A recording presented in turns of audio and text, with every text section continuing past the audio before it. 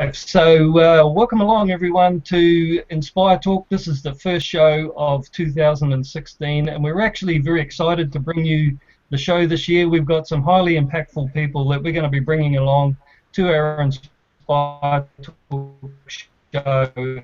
And of course is about bringing enlightened people along to, well, show us all the light and of course change things up. And what we want to really try and get across this year is how to change things up with fairly minimal changes to what you're already doing.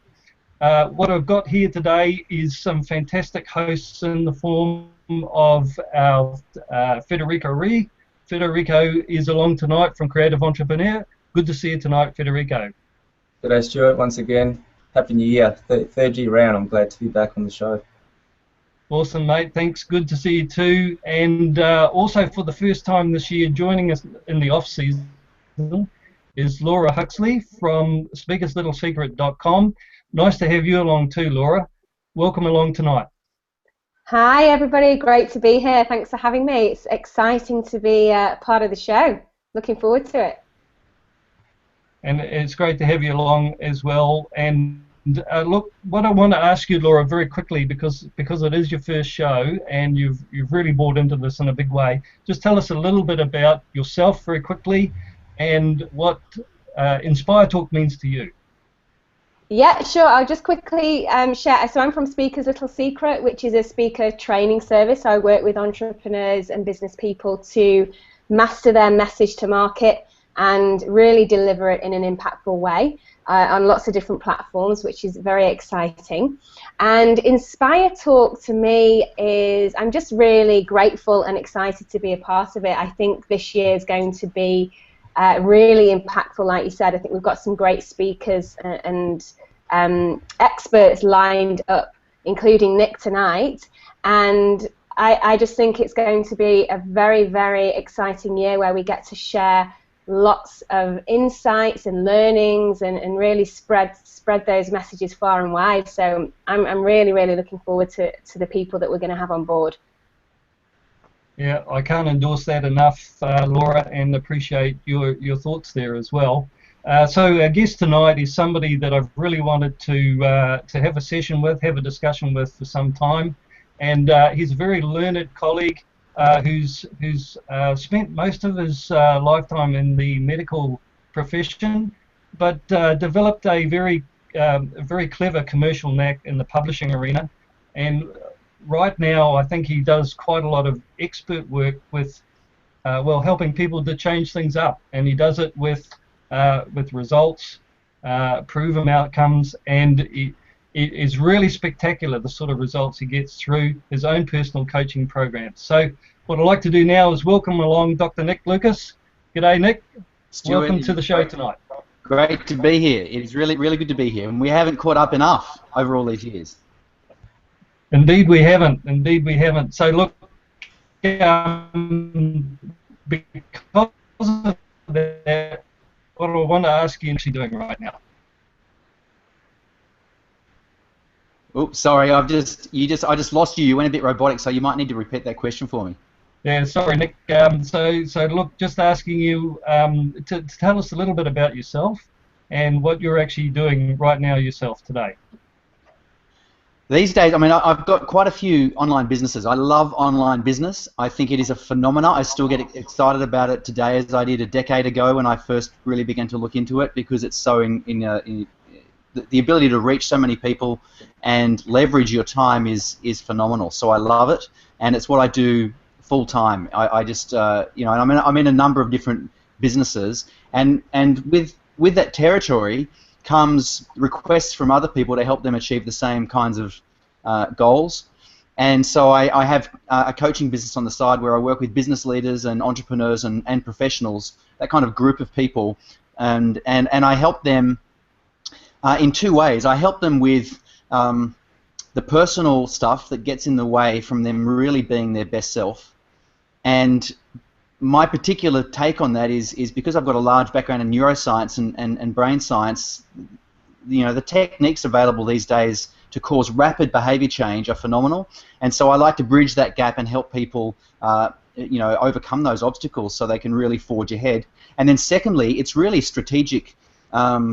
Digital marketing is what I then add to that as well, because I've got all those skills. So it's just really fun to work with people, help them overcome their own personal issues, and then see them implement it online in very powerful ways. It's great fun.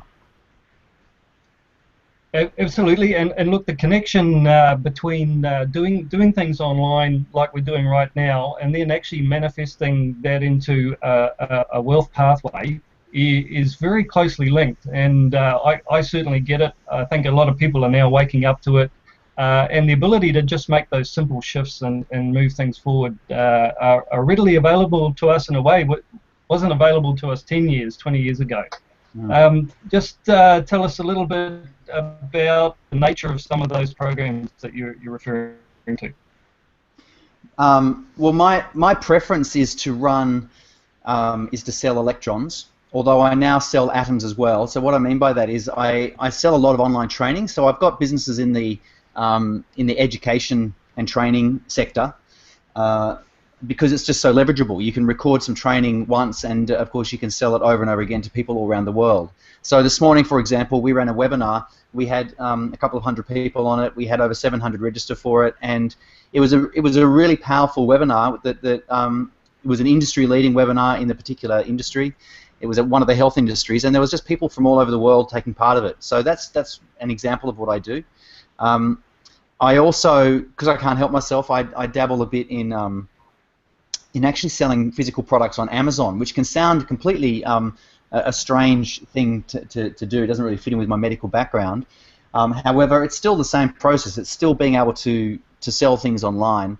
And what excites me more are the business owners that I work with whose products happen to be suitable for that marketplace. So I just absolutely love working with those business leaders, because they're so inspiring and fun to work with, at least the ones I get to work with.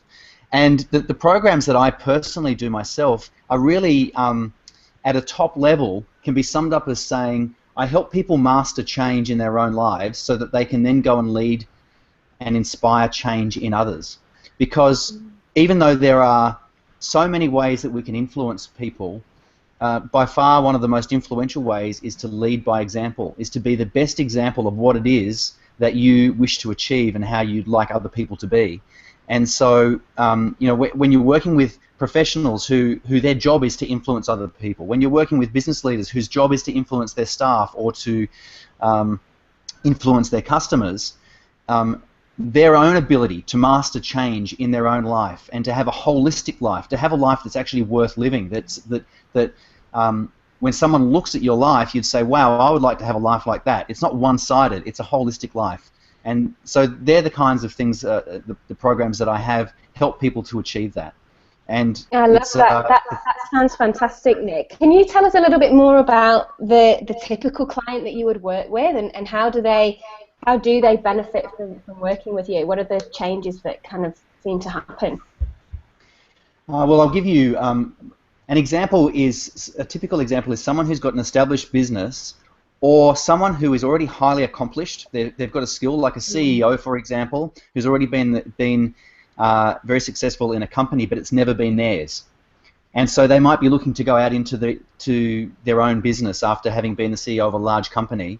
And even though they're skilled, and even though they have systems and processes and they know all their stuff, they might feel not good enough. They may feel like they've hit a plateau, that they might not be able to replicate the success they've had in this large company over here when they go out on their own. And that one single thing of not feeling good enough can be the one underlying emotional issue that prevents them from really taking all their knowledge and skill into the marketplace, because they're concerned of what people are going to think.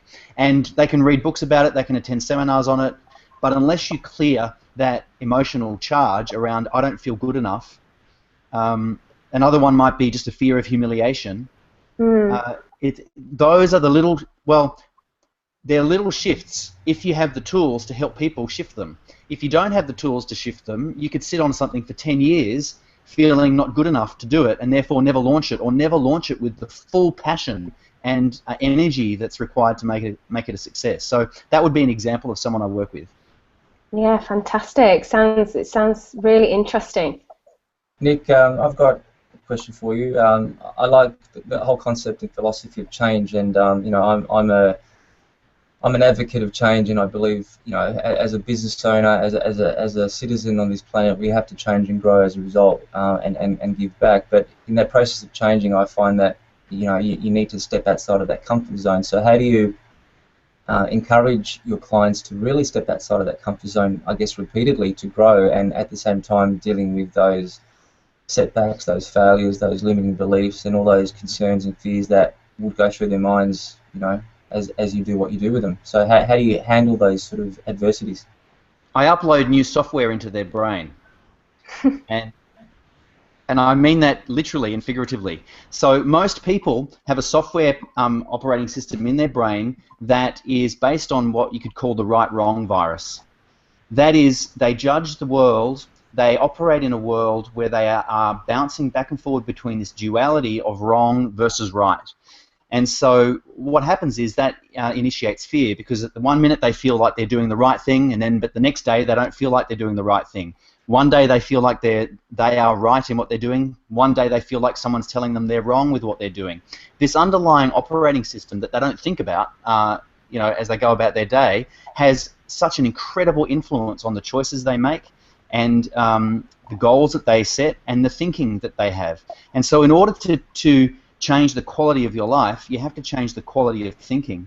And so just one of the subtle shifts I help people do, and this isn't mine, this comes from cognitive scientist Michael Hewitt Gleason, but anyway, it's this concept of, instead of right and wrong, we look at the world through a lens of, here is the current version of my situation, and here's a better version of the situation that I can imagine.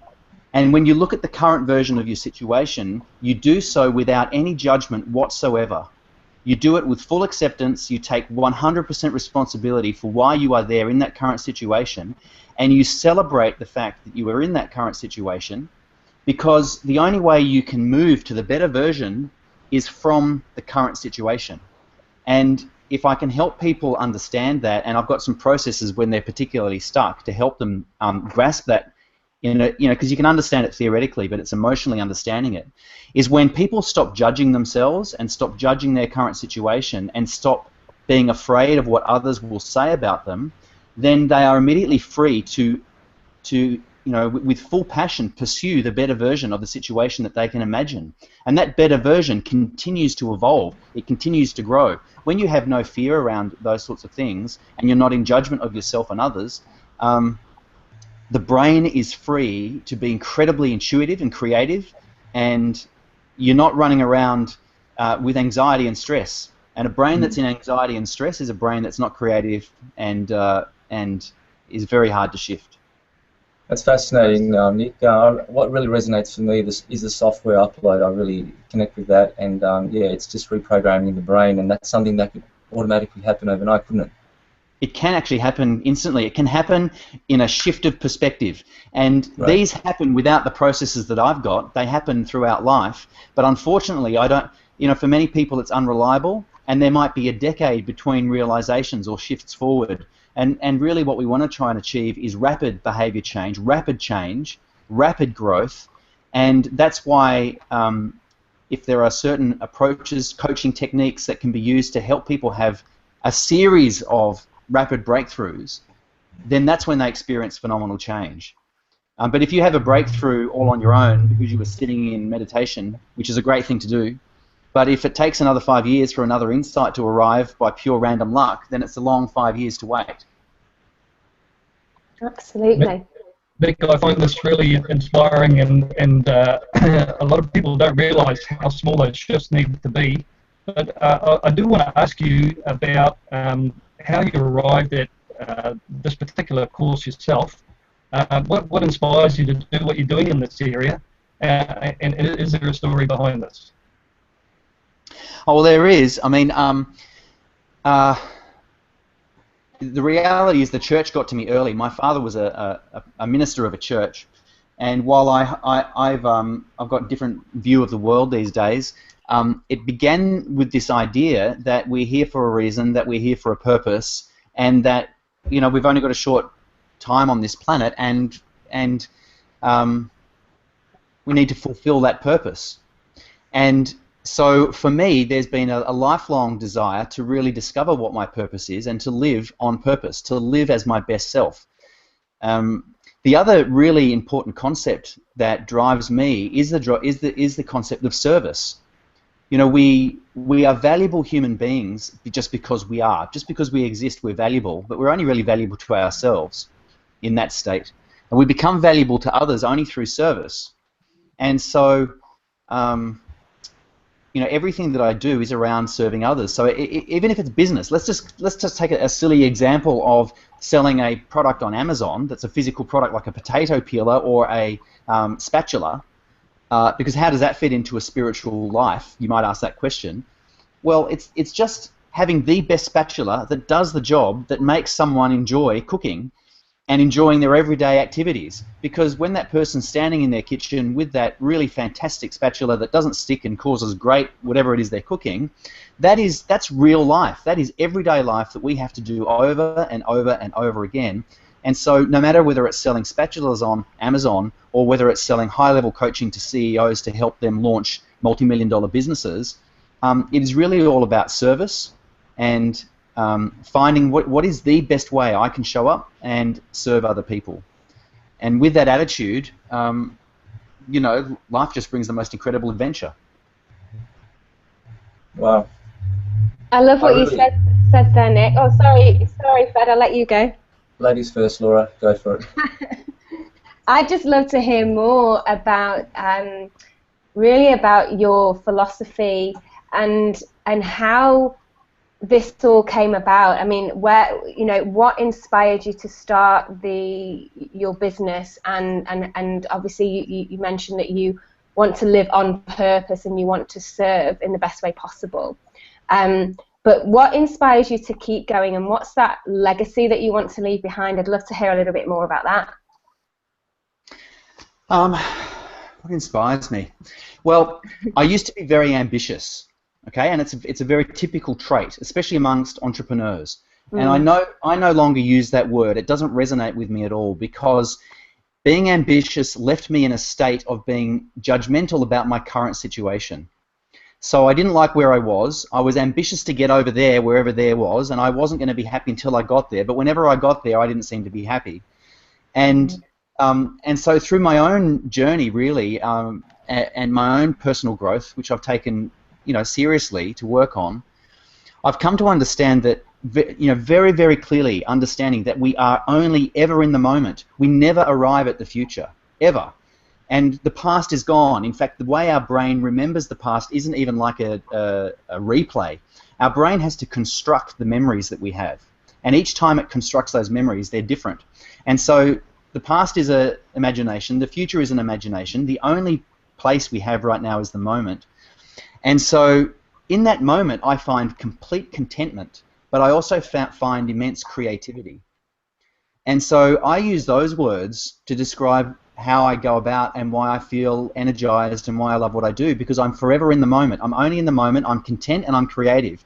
I'm never discontent and feeling ambitious about some future that I want to try and create, that I'll one day be happy if I hit whatever goal it is, okay? So I've hit lots of goals in life, and an achievement on its own is fantastic. It does contribute to our well-being when we achieve things, but it's very one-sided. There's a lot more to life than just achievements. So I found peace and contentment in the moment, and you know, it's great, and I can't explain it any other than that, except that it's just a continual source, a continual flow of creative energy. It hasn't run out yet. Yeah, I love that, and I love the fact that you talk about, you know, there is only the moment, and it's so true.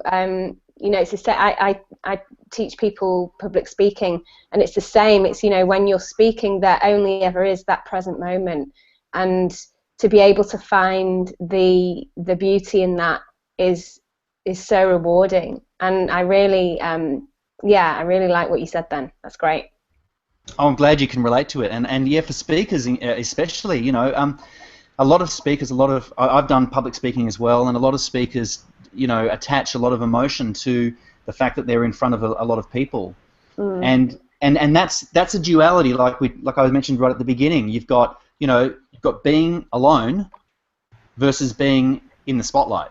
That's a duality, and if someone's got an emotional charge associated with either of those things, then they'll struggle with them. And so, I remember hearing someone once proudly talking about how they'd helped a speaker who had a fear of public speaking, which they had helped them. It was great, except that this speaker still vomited every time before they went out on stage. And so, there needs to be a shift out of that entirely, because once you're in the moment, you realize that whether you're by yourself or whether you're in a group, it's actually you're still you. You're just still there. Wherever you are there.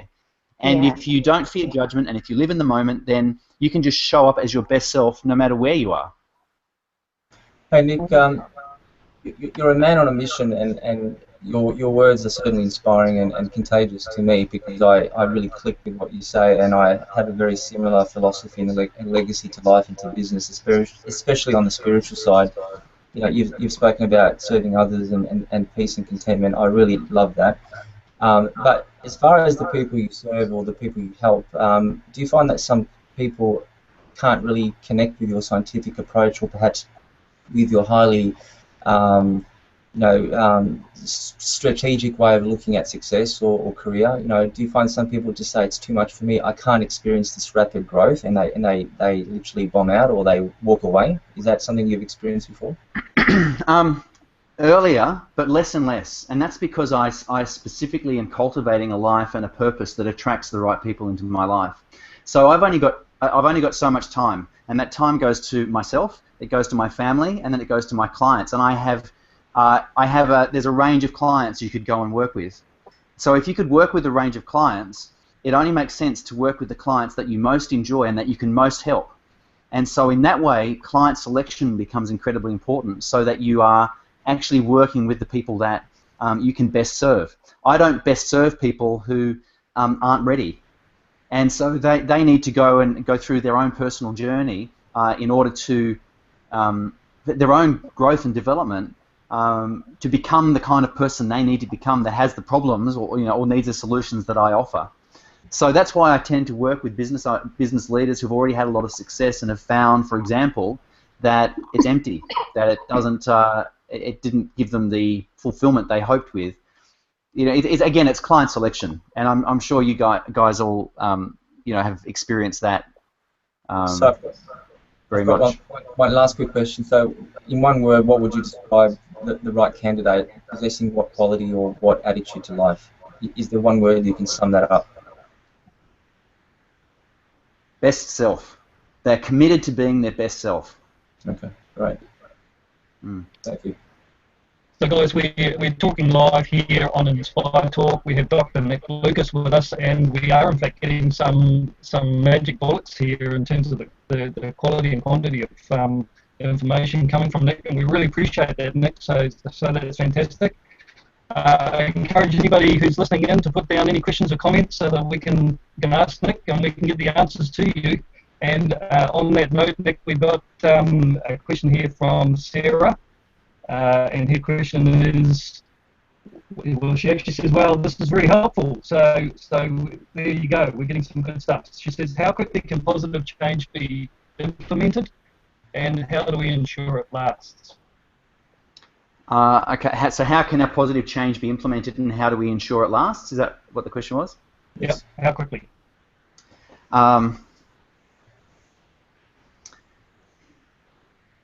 There are so many, the reason I'm pausing is because there are so many roads that leads to Rome. There are so many ways to have a positive shift, a positive change. It starts with a desire to have a positive change and a desire to take and accept 100% responsibility for exactly where you are right now, without blame to any situation or anybody else. It's just accepting with full responsibility and acceptance of where you are right now, and that it's okay, without blame or judgment. Because from that position, from that place, that is when you can move forward with a positive change. Whether that positive change is changing your diet, changing your exercise habits, changing the way you relate to your partner, changing the way you approach your customers or clients, the way you approach your marketing. All of those positive changes are best coming from a position of full acceptance and responsibility of where you are.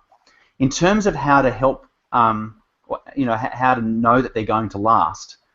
There's quite a few tools and techniques that are available to help them last. Essentially, all of those techniques and tools literally rewire your brain.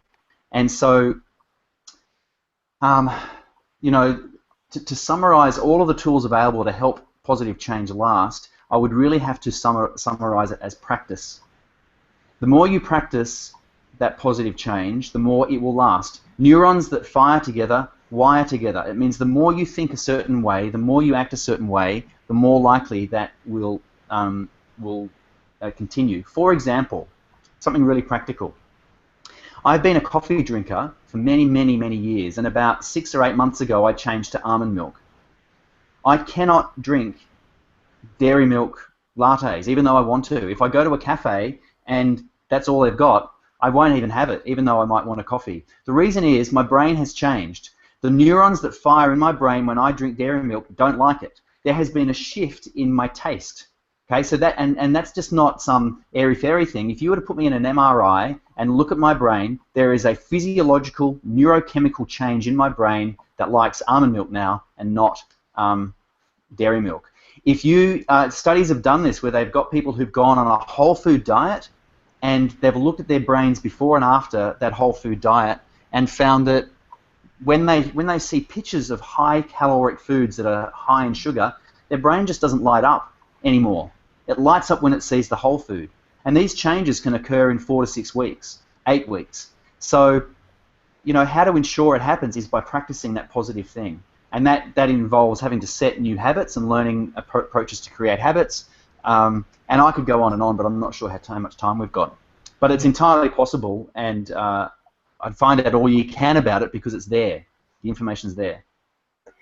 And on that note, Nic, do you have an offer for us, for our listeners this evening, an offer or a product that you'd like to share? Because it certainly sounds like an opportunity that people don't want to miss out on. Well, I did have a think about this, and because I don't usually make offers on events like this, and the best way for me to do it is to actually offer the opportunity for people to have a conversation with me, because I don't know what people need. I've got various programs, but I can't prescribe them because I don't know what the diagnosis is.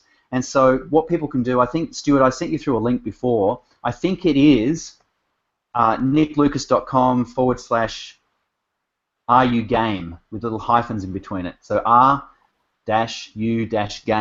So niclucas.com RU-game. And that is really what people can do is just have a read of that page. If any of this has resonated with you, if you feel like you're stuck and you think like I might be able to help shift you forward, then what happens on that page, you can apply to have a conversation with me, and based on your application, I can then decide whether I think we're a fit. And if I do think we're a fit and that I might be able to help you, then I'll go ahead and schedule a call, and I'm more than happy to spend half an hour just having a chat about where you're up to and seeing if I can help on that call. And then on that call, if it turns out that you might want my help with it, then that's something that's a potential as well. So that's my offer, is first of all, let's do a diagnosis. Let's not prescribe a course to people when I don't even know what's the problem. Does that sound like a fair enough thing? Sounds absolutely fantastic. I'd say to everybody to jump on it. Yeah, well, Thank you very much. That's fantastic. Everyone, or at least just the people who it resonated with. Everyone will be too many. All right, now we've got another question come in, Nic, so I think we've got a little bit of time left if you're happy to answer this one. So this question is from Dan. He says, you mentioned servicing yourself and serving clients. However done, also have to serve our own staff. Can you give us an example? I'm not quite sure if we got the English right there, but did you pick that one up? No, and again, you just went a little bit robotic, so I might need to get you to just repeat part of that question. In fact, have we lost Stuart? I think we may have lost our main host, so we'll have to kick into... Did you guys hear what the question was? Not quite, actually. You were quite right about him being robotic. Here we go, we've got Stuart back.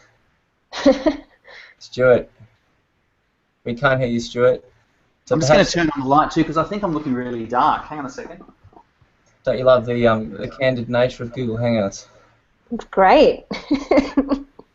It reminds me of Apollo. I've got to say that the technology of Google Hangouts today reminds me of the Apollo 13 missions back in the 1960s. So, Stuart, I didn't quite catch that question, mate. We can't hear you, Stuart. We still can't hear you, Stuart. Well, as Stuart's working out his microphone, I'm not sure if you can hear us. I've got a question for you, Nic, and hopefully it's appropriate. You're a very dedicated, committed individual, and certainly very driven to achieve excellence. But do you have any bad habits, ones that you simply can't shake off, with your own methodology and your own philosophy to success, I guess? Do I have bad habits? Is that too personal? No, not at all. Less and less bad habits. I would say most of the bad habits I have, and I don't even judge them that way. See, that's the difference in thinking. A bad habit is when you judge yourself for something that you do. And the reality is, in terms of motivation, right? Whatever we are doing in the moment, we are motivated to do. So let me give you an example, because I think it's a really, really important question that you ask, and I think it literally stumps about 9 out of 10 people. Let's imagine there's someone sitting on the couch, and all they do is watch TV and eat junk food, and they're overweight, and there's enough. They don't need more information. They know that they should probably go get healthy, and they know they should eat better food and all that sort of stuff. And they may loathe themselves. They may sit there knowing and having received blood tests back from their doctor, yet still they're sitting on the lounge. And they tell themselves they don't have enough willpower, there must be some character flaw, they don't have enough motivation, I've got to go and get some motivation, I've got bad habits, and all of these thoughts aren't constructive. Because the reality is they are actually motivated to sit on that lounge. That's what they're motivated to do. They are so motivated to sit on the lounge that they'll sit on the lounge even though they loathe themselves for it. Okay, that's how motivated they are. Now that's one of the little shifts that a little software upgrade that I help people understand, because when they realize that they actually don't lack motivation, that they're actually highly motivated individuals, that little shift alone is a shift in just the way they view themselves. And so, because if they're sitting there and they feel like they don't have motivation, despite the seminars they've been to and the books they've read, it's like trying to find a pair of glasses that you're wearing, right? You're walking around with the glasses on, getting frustrated that you can't find the glasses because you're already wearing them. They've already got motivation. When they realize this, they go, okay, it's not that I lack motivation, it is that I need to change the direction of this motivation that I have. Right? Why am I so motivated to sit on the lounge? That's a different question than I don't have any motivation, I'm a loser, or whatever self-loathing talk they tell themselves. So when you ask me a question about what bad habits I have, I don't see it that way.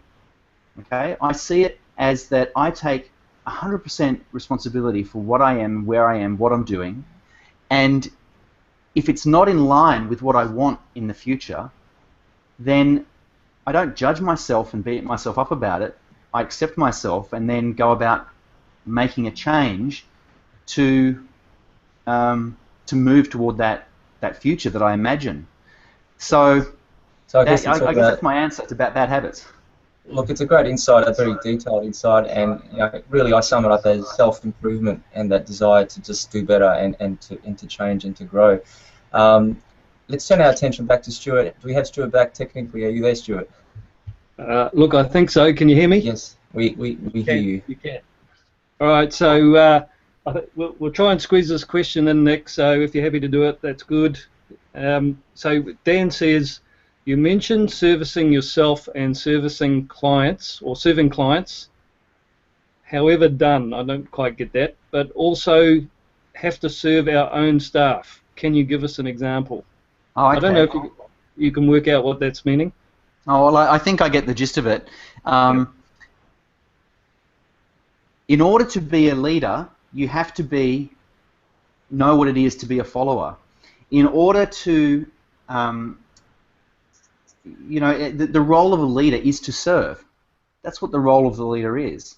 And so in a company, what what you want to do is to serve and influence your staff. You want to be the leader who enables your staff to be their best self. You don't want to be the smartest guy in the room or girl in the room. You want to surround yourself with incredible people, and incredible people don't want to be around leaders who diminish them, who don't help them become better people. So, no matter where you are in the hierarchy of business or whatever it is, if the attitude is one of service and serving as to the best of your ability, whether it's serving your customers, your vendors, even serving your competitors, that's the attitude that I take. So I think that kind of, well, I hope that answers the question, and I'm happy for Dan to clarify his question if he wants to. All right. Well, what we might do is just say to Dan, you're watching live. Perhaps if you could pop the question in the comments area again, or anything that you need clarification on from Nic, and we'll get back to you after the event with some answers there as well. So look, we have run out of time, Nic, and we've got to wind things up. I just wanted to point out a few key points out of what's come out of today, and I know there's been a whole heap, so I'm not even going to get anywhere near it. But I've got 3 here, which is become aware of your right and wrong virus. So if you don't know what we're talking about there, please go back and have a quick review of the video, and you'll understand what Nic's referring to there. He also says stop judging yourself, and stop judging your current version of life. And I think you'll find you'll lift a lot of weight off your shoulders when you apply that particular process. And finally, live life on purpose. Live on purpose, he says, and live to provide a service. And look, I really encourage you to think about that concept, because if you're sitting there wondering about what life's all about, it's in that very sentence alone. You don't need to look any further. There it is, right there. That's purpose. That's life. So look, with that, I'm just going to pass back to Federico. Federico, can you perhaps give us a rundown on our next guest, because they're also very exciting. Absolutely. I'm sure our audience would love to see that. Just before I do that, one thing I can extend from what you've said, Stuart, is, and what you've said, Nic, is the role of a leader is to serve, and I love that. It's the perfect quote, and that's what I'll be taking away tonight. So thank you. As far as our next show, it's in 2 weeks' time, same bat channel. This time we're actually interviewing someone from across the globe in South Africa, in Joburg. We like to extend ourselves beyond Australia and actually get the insight of people in a different environment, in a different culture, in a different country. And our next guest will be Liesl Tevisham. Hopefully I've pronounced her name correctly. And she's a mindful career transition and confidence coach. So the theme for this month of February is about mindset, and it's a continuation of what we've done tonight with Nic. So hopefully the listeners will be back again another round. Fantastic, and I would just like to go over Nic's fantastic offer. If any of what Nic has said tonight, all those golden nuggets, has resonated with you, and you would like the opportunity to possibly have a chat with Nic, then do click on the link which we will provide for you, and you can apply to speak with Nic and see where that goes. Awesome, thank you, Nic. Awesome, thanks very much, Laura. And look, with that, I'm going to thank Nic very much for attending tonight. It's been very much a spur of the moment thing, but Nic has been completely composed and brought to us golden nuggets that I don't think we would have got anywhere else, and it's certainly going to be worth your while to go back and review this video, which you can in fact do, because this video remains live on YouTube, and you're welcome to go back and review it at any time you like. With that, I'm going to close out. Nic, can I perhaps invite you to give us one little item for our audience tonight before you leave? Well, it's a cliche, but it's so true. You are an amazing person who can do more. I guarantee that you can do more than what you give yourself credit for. Don't beat yourself up, and just, live your best life. Live as your best self. Make it a commitment. It's fun. It's the best fun ever. Okay, thank you. You're an amazing person, and I think we all forget that a lot of the time. So it really needs to be endorsed and internalized is the word. Laura, you've got something that you'd like to part us with tonight? Yes. Well, I would just like to let me think. I would just like to add on to that you are an amazing person, and it actually takes courage to take that action, to do the work, to live your best life. So I would say you are amazing, and keep having courage every day. Excellent. Finally, Federico. Last but not least, love what you do. Love what you do. Awesome, mate. So really good to have you all along. Thanks very much, Dr. Nic Lucas. And with that, we're going to close out. Thanks, Nick. Thank you. See you later.